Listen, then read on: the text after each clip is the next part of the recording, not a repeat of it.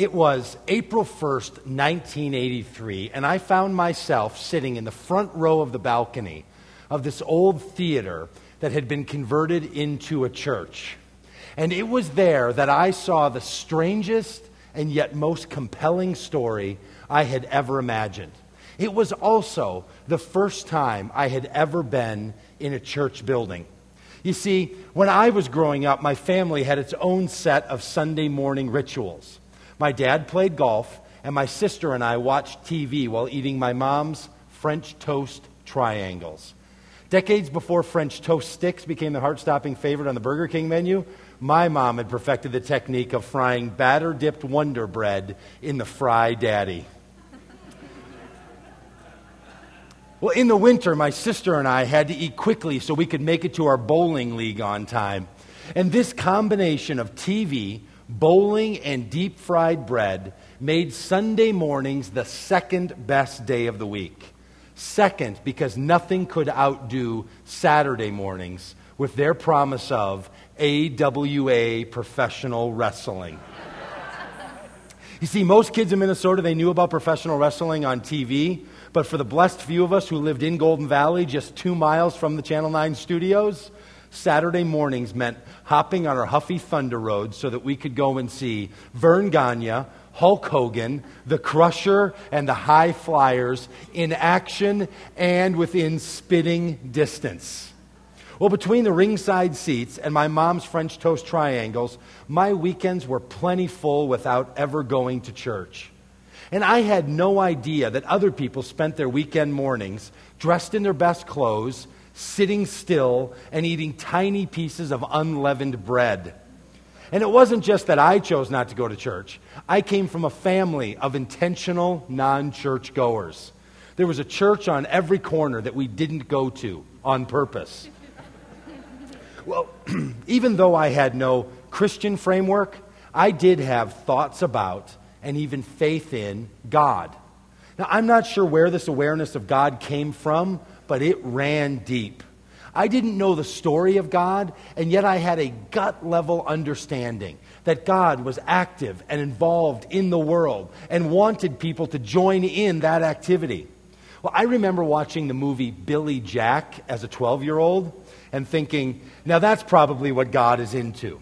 Before I had any usable vision of Jesus, it was Billy Jack that I saw as God's co-worker. He was a half Native American, half Caucasian Vietnam vet with a black belt in karate, riding on a motorcycle, living in the desert, and coming with fist and feet to the aid of the native people who were being oppressed by the man. Defending the powerless and looking wicked cool doing it, that was a picture of God's agenda that grabbed me. I wanted to be a part of that agenda. I wanted to be the one bringing justice and righting wrongs and protecting the weak. Well, the Billy Jack image of God hung in there and gave me a tangible picture of a possible life with God. But it really wasn't enough.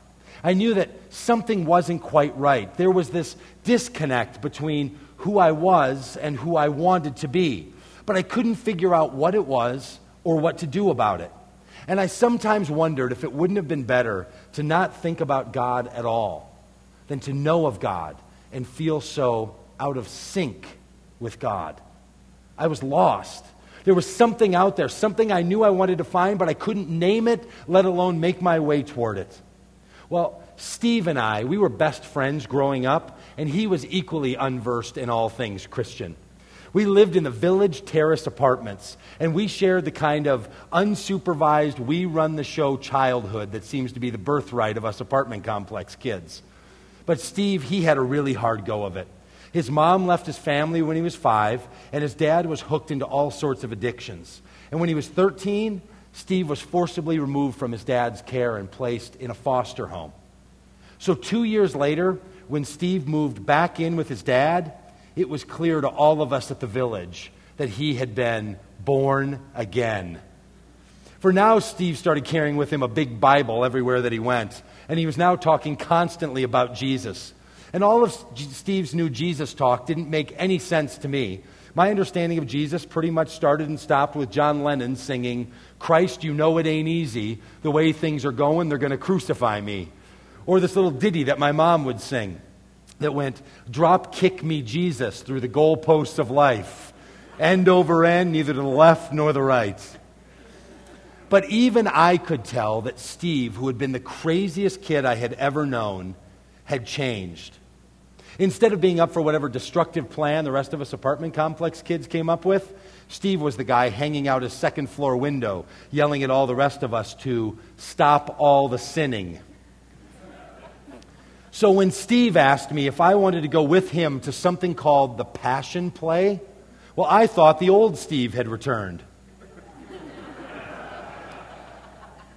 I mean, when a 16-year-old guy hears that there's a play about passion going on downtown, well, let's just say I wasn't expecting it to be about Jesus.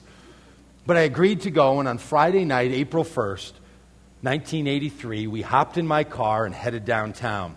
That's how I ended up settling into the front row of the balcony of this old theater that had been converted into a church. Well, the place had a strange smell to it. It smelled like old paper and old clothes and old people. The worn velvet seat creaked as I peered over the balcony railing to the stage below, and as people filled in the rows of seats on the main floor, I could sense the excitement building in the theater.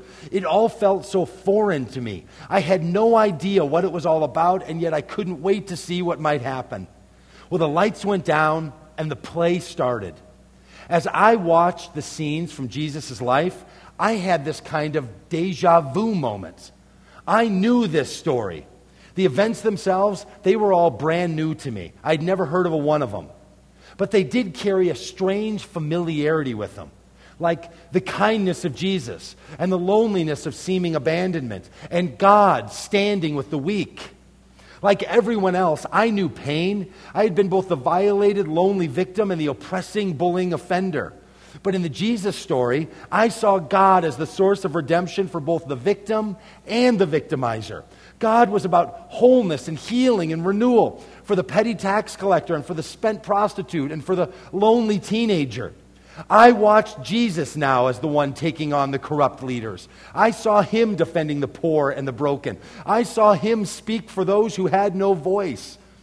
It was Jesus, the Son of God, who was healing and standing up for forgotten people. I was on board with this guy long before he hit the cross. And then they got to the resurrection. Now, there was a twist I never saw coming.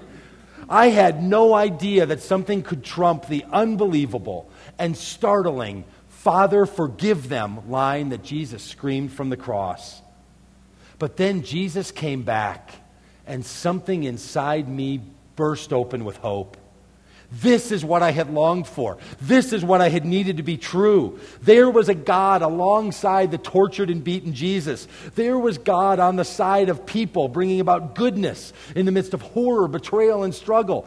There was God inviting people to join in the redemption of it all. There was God outdoing my vigilante Billy Jack faith with something far better. And sitting in my creaky seat, leaning over the railing, I felt my soul wake up. This was the story that was deeply planted in me. This was the completion of the story of God that had been in me from childhood. And it was a bright, clear marker that I knew would set me on the path toward something.